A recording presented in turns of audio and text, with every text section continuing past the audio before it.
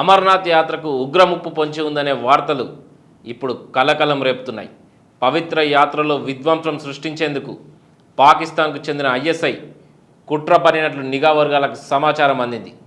ఖలిస్తానీ ఉగ్రవాద సంస్థ బబ్బర్ ఖల్సా సహకారంతో ఐఎస్ఐ ఈ కుట్రకు తెరతీసినట్లు ఇంటెలిజెన్స్ వర్గాలు తెలిపాయి.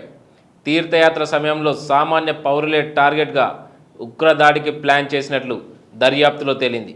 పంజాబ్, ఢిల్లీలోని బీజేపీ నాయకులు, హిందువులను లక్ష్యంగా చేసుకొని విధ్వంసం సృష్టించేందుకు ఐఎస్ఐ ప్రణాళిక రచించినట్లు నిఘా వర్గాలు హెచ్చరికలు జారీ చేశాయి. పంజాబ్ గ్యాంగ్స్టర్లు, రాడికల్ గ్రూపులు ఈ దాడి కోసం ఉగ్ర సంస్థలతో చేతులు కలిపినట్లు చెప్తున్నారు. ఇప్పటికే దేశంలోని వివిధ ప్రాంతాల్లో విధ్వంసం సృష్టించడానికి పాకిస్తాన్ నుంచి 7 ఉగ్రవాదులు కాశ్మీర్లో ప్రవేశించారని ఇంటెలిజెన్స్ వర్గాలు తెలిపాయి.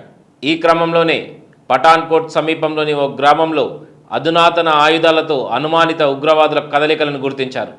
జమ్మూ ప్రాంతంలో గత కొన్ని రోజులుగా భద్రతా బలగాలపై జరుగుతున్న దాడుల వెనుక పాకిస్తాన్ కుట్ర ఉన్నట్లు సైనికులు కూడా అనుమానిస్తున్నారు. అప్రమత్తమైన అధికారులు ఆ ప్రాంతంలో సర్చ్ ఆపరేషన్ కూడా కొనసాగిస్తున్నారు. ఉగ్ర కుట్ర హెచ్చరికలతో భారత బలగాలు కూడా అలర్ట్ అయ్యాయి. అమర్నాథ్ యాత్రకు పటిష్ట బందోబస్తు ఏర్పాటు చేసేందుకు అధికారులు సిద్ధమయ్యారు. జమ్మూ కాశ్మీర్లోని అనంతనాగ్ జిల్లాలో అమర్నాథ్ గృహల్లో సహజ సిద్ధంగా ఏర్పడే మంచులింగాన్ని దర్శించుకునేందుకు ఏటా దేశం నలుమూలల నుంచి లక్షల సంఖ్యలో భక్తులు తరలి వస్తుంటారు. ఈ ఏడాది జూన్ 29న యాత్ర ప్రారంభమైనప్పటి నుంచి 4 లక్షల మందికి పైగా భక్తులు దేశ విదేశాల నుంచి వచ్చి మంచులింగాన్ని దర్శించుకున్నారు. ఇప్పుడు కూడా అమర్నాథ్ యాత్ర కొనసాగుతూనే ఉంది. ఈ క్రమంలో ఉగ్ర కుట్ర పన్నినట్లు తెలియడం దేశవ్యాప్తంగా కలకలం రేపుతోంది.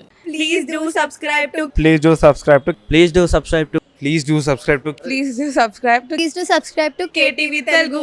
KTV Telugu. KTV Telugu. KTV Telugu. KTV Telugu. KTV Telugu. Please do subscribe to KTV Telugu.